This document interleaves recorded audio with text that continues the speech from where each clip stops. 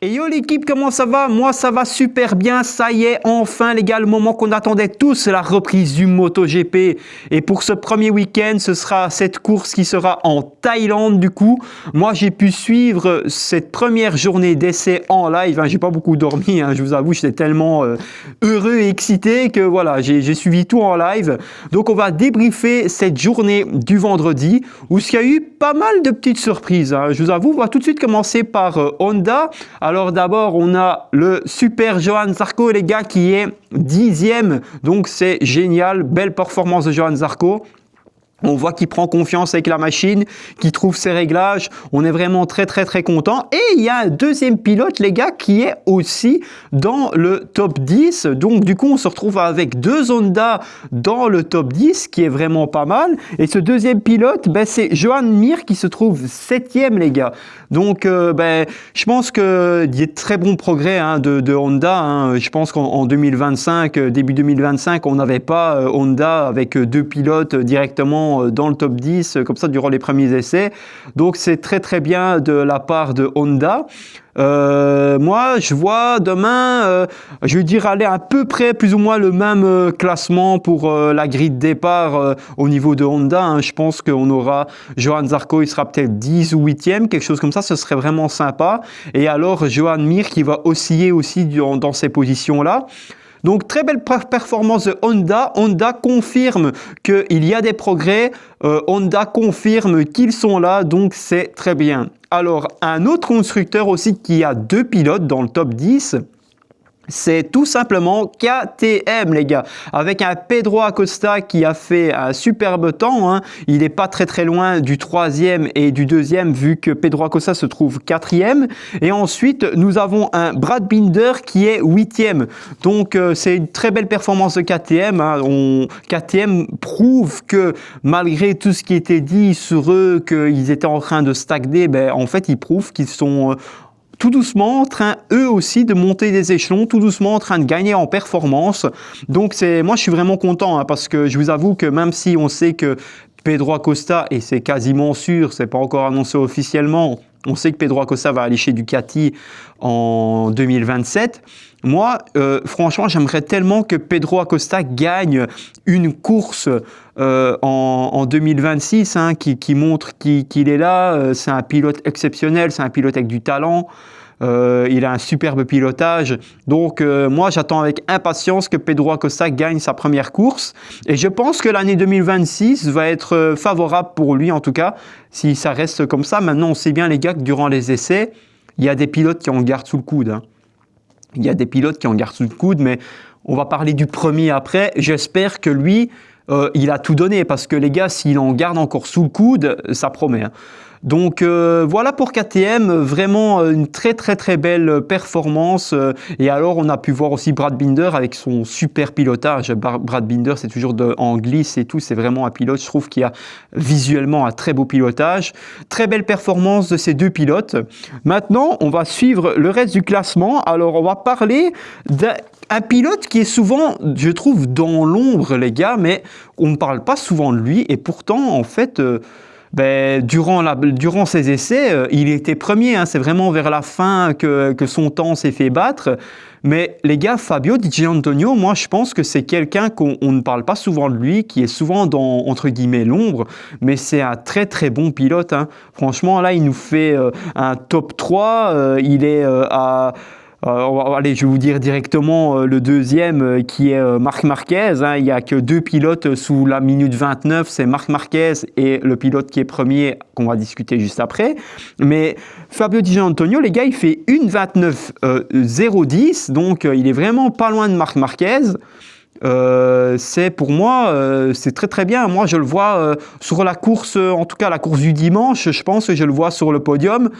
Maintenant, à voir s'il peut tenir ce rythme-là, parce que vous savez bien, il y a le rythme en qualif, le rythme aux essais. Bon, je pense que là, Fabio Di Giannantonio, il n'en a pas gardé sous le coude, à moins qu'on se trompe, mais je pense qu'il a eu quand même un rythme de qualif durant ses essais.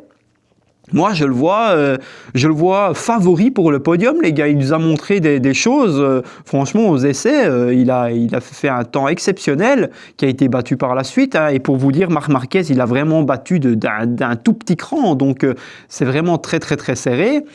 Donc voilà, grand bravo pour Di Giannantonio. Il nous a montré que c'est quelqu'un qui est pas très souvent, je vais dire, visible, mais voilà, il est là, il est présent et il montre de belles performances. Alors, pour parler des rouges, on va parler de Ducati.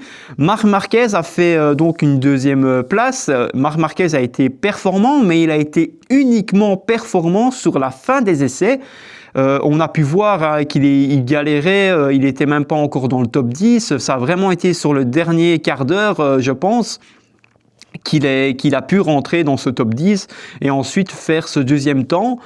Ça avait pas trop l'air d'aller, hein, parce qu'on voyait déjà Marc Marquez, il a tiré quelques fois tout droit, il s'est loupé un peu dans quelques virages. Il rentrait quand même assez souvent au stand, il parlait de la machine, donc voilà, c'est un petit peu chaud, en tout cas pour les deux pilotes Ducati, hein, parce que même Pecco Bagnaia, les gars, son temps, il est que 15e, hein. J'espère qu'on va pas encore se retrouver avec un Pecco Bagnaia comme en 2025, mais moi je pense qu'il y avait un problème collectif sur la machine, parce que quand j'ai vu le comportement de Marc Marquez, et puis même Pecco, il hochait de la tête à certains moments quand il prenait des virages, ce genre de choses. Pareil pour Marc, hein, ça se voyait qu'il y avait un petit peu de frustration, surtout le nombre de fois qu'il rentrait dans son stand et qu'il discutait avec ses chefs mécaniciens. Donc voilà, je pense qu'il y avait un petit couac chez Ducati aujourd'hui, en tout cas pour le team officiel. On va voir si ce couac sera résolu demain matin. J'espère que oui. Surtout que Pecco montre au moins une meilleure position sur la grille, parce que s'il devrait démarrer 15e, ce ne serait pas fameux. Les temps, surtout de Pecco, il a plus d'une seconde du premier, hein, donc c'est pas la folie, hein, je pense. Donc je viens vérifier, mais effectivement, Pecco, ouais, c'est un gap d'une seconde 3, donc par rapport au premier. Voilà, j'espère qu'il va y avoir un petit déclic chez Ducati, parce que les gars, Marc Marquez, on va tout de suite parler du premier, mais Marc Marquez a fait un très beau temps, mais il y a 4,2 dixièmes de différence, donc c'est énorme, hein. On rigole pas. Le premier, il a pulvérisé le record du Tour, et on va tout de suite parler du premier maintenant, les gars, c'est Marco Bezzecchi. Marco Bezzecchi, il est en train de prouver, je pense, avec les tests hivernaux, ce qu'il a pu faire comme boulot chez Aprilia, parce que la Aprilia, en début 2025, c'était pas tout ça, hein. C'est lui qui a développé cette machine. Les gars, le temps de Marco, 1,28 526. Il a pulvérisé le record détenu par Francesco Bagnaia en 2024, si je dis pas de bêtises, de quasiment 2 dixièmes. Enfin, s'il en garde sous le coude, parce que comme on dit, les essais, ils en gardent toujours sous le coude. S'il en garde vraiment sous le coude, il fait quoi demain en qualif, quoi? C'est impressionnant, et quand je le regardais piloter, il y avait zéro défaut, zéro erreur, c'était un boulet de canon. Apparemment, là, Aprilia, ils ont inventé un genre de aéro semi-actif sur la moto, à ce qu'ils disent, ce que j'ai pu voir dans les médias. Donc voilà, je pense qu'on va faire une fois qu'il y aura plus de, une fois qu'il y aura plus de sujets, je vais dire dans les médias à ce propos, je ferai une vidéo dédiée à cela, mais Marco Bezzecchi a fait une performance stratosphérique, hein. Moi, je le vois ultra favori pour la sprint et pour la course du dimanche, parce que bon, en plus, il a prouvé durant les tests hivernaux, vous savez, il y avait des simulations de course sprint, des simulations de course, ce genre de choses. Il a prouvé qu'il pouvait tenir le rythme. C'est incroyable, franchement, et c'est bien la preuve que la Aprilia fonctionne bien. Pourquoi? Parce qu'on a un Jorge Martin, les gars, qui est 5e. j'étais choqué des performances, hein, parce que bon, avec toutes ces blessures et toutes ces opérations qu'il a eues, on sait bien qu'il n'est pas ultra opérationnel, mais voilà, il a prouvé qu'il était là. Bon, les gars, il est 5e, mais il y a quand même, hein, une différence de 7 dixièmes par rapport à Marco Bezzecchi. Marco Bezzecchi, 4 dixièmes 2 par rapport à Marc Marquez. Les gars, on ne parle pas d'un écart de 1 dixième ou 2 dixièmes. Hein. Non, non, non, c'est énorme. Hein. Ça veut dire que en 3 tours, le mec, il met 1 seconde et demie au deuxième. C'est énorme. Hein. Donc voilà, on verra. J'espère qu'ils en ont gardé sous le coude pour ces qualifs et pour les courses. Hein. Pour la course, c'est sûr qu'ils en gardent sous le coude, mais pour les qualifs en tout cas. Et Aprilia, encore une fois, va super bien. Pourquoi? Parce que on a un AI Ogura, les gars, qui est 9e. Donc ça veut dire qu'on a 3 Aprilia dans le top 10. C'est fini, hein, d'avoir 15 Ducati, tout le plateau Ducati dans le top 10. Apparemment, je pense que pour 2026, c'est terminé. Alors, je vais faire la liste des constructeurs jusqu'au top 10. Premier, Aprilia. Deuxième, Ducati. Troisième, Ducati. Quatrième, KTM.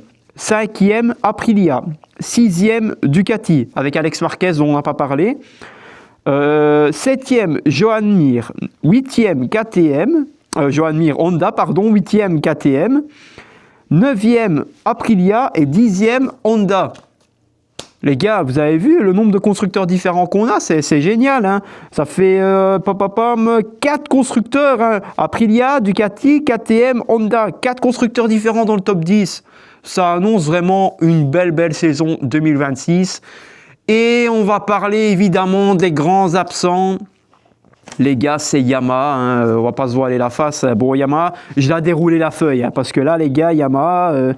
Alors, on a quand même un Fabio Quartararo qui a fait le meilleur chez Yamaha en 1,29,8, en 1,29,88 même, je dirais. Ça fait 1,3,5 par rapport au premier, donc 1 seconde et 3 dixièmes et demi. Les gars Yamaha, voilà, Jack Miller, il se retrouve 19e à 1,6 du premier. Ensuite, on a Alex Rins à presque 1,8. Et le malheureux Toprak, les gars, le malheureux Toprak qui est, lui, pardon, à 1,8. Et Alex Rins, donc en 1,7,7. En 1,77, pardon. Les gars, bon, Toprak, les gars, voilà. Comme vous le savez, il est de religion musulmane, c'est la période du Ramadan, donc le gars en plus, c'est pas qu'il ne le fait pas, il le fait vraiment. Donc on lui souhaite en tout cas du courage parce que voilà, ils font des performances hallucinantes sur les motos, ils ont un effort physique de dingue et ça doit être très difficile pour lui. Donc je lui envoie un maximum de force à ce garçon parce que c'est très compliqué pour lui. Hein. Il arrive en MotoGP, il a du mal à s'adapter. Il est sur la Yamaha, c'est une catastrophe. Et en plus de ça, maintenant, il a du coup le Ramadan. En tout cas, on lui souhaite vraiment tout le courage et alors bon Ramadan à lui également. Donc voilà, petite pensée également pour tous mes amis de la communauté musulmane. Je vous le dis directement en vidéo, bon Ramadan à vous. Pour en revenir sur Yamaha, les gars, c'est voilà. Il n'y a plus rien à dire. Hein. On ne sait plus qu'on peut chercher midi à 14h. Oui, Yamaha si, oui, ils vont... Non, les gars, Yamaha, c'est fini. Ils ne sont pas dans le coup. Ils sont à moins d'un miracle. Pour moi, hein, à moins d'un miracle, mais ils ne sont pas du tout dans le coup. Je ne sais même pas si en 2026, on va avoir une Yamaha dans le top 10 en course. Je ne sais pas. Ou alors, il doit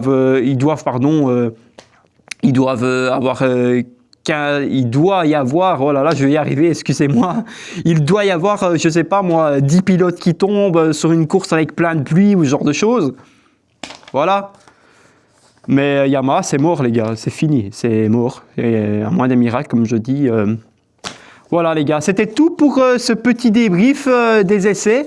On se retrouve demain pour le débrief de la course sprint et des qualifs. Bon, je pense que, je ne sais pas si je vais faire une vidéo pour demain ou une vidéo dédiée aux deux courses.